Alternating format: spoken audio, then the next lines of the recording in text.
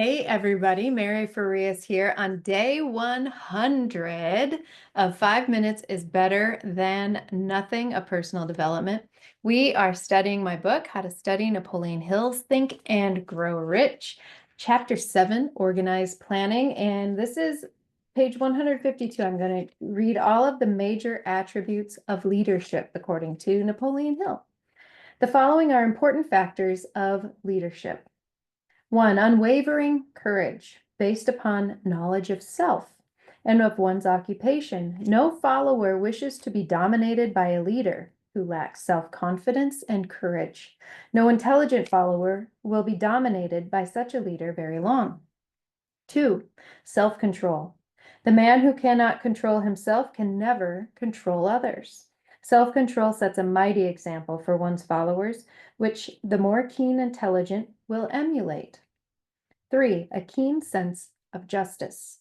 Without a sense of fairness and justice, no leader can command and retain the respect of his followers. Number 4. Definiteness of decision. The man who wavers in his decisions shows that he is not sure of himself. He cannot lead others successfully. 5. Definiteness of plans. The successful leader must plan his work and work his plan. A leader who moves by guesswork without practical definite plans is comparable to a ship without a rudder. Sooner or later, he will land in the rocks. Number 6, the habit of doing more than paid for. One of the penalties of leadership is the necessity of willingness upon the part of the leader to do more than he requires of his followers. Number 7, a pleasing personality. No slovenly, careless person can become a successful leader. Leadership calls for respect. Followers will not respect a leader who does not grade high on all of the factors of a pleasing personality. Number 8, sympathy and understanding.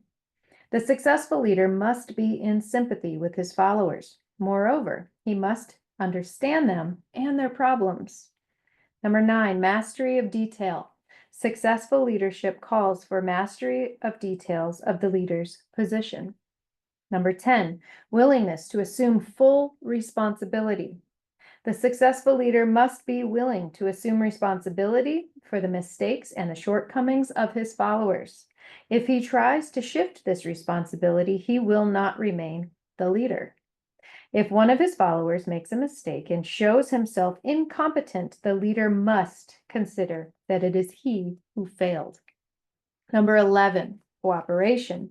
The successful leader must understand and apply the principle of cooperative effort and be able to induce his followers to do the same. Leadership calls for power, and power calls for cooperation. Well, these 11 attributes of leadership, I would say, are incredibly important. If you just spend some time with each one of these and ask yourself, am I doing this? If you've committed yourself to being a leader, if you're in some sort of leadership position, or if you're an intelligent follower, look at your leader and see what is reflected out of these things, these attributes in your leader. We need to understand that all of these things work together to make a leader.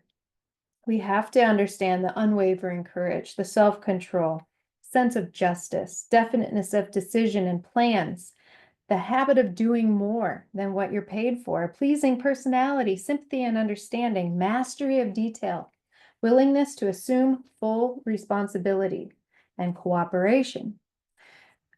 When I was going through this, maybe the first or couple of times after that, I really rated myself according to these attributes of leadership. And I highly suggest that you do too.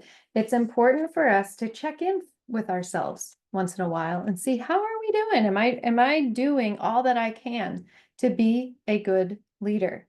So really spend some time with these attributes. I think that they are going to really help form the leader that you want to become. So that's all for day 100, and I will see you tomorrow.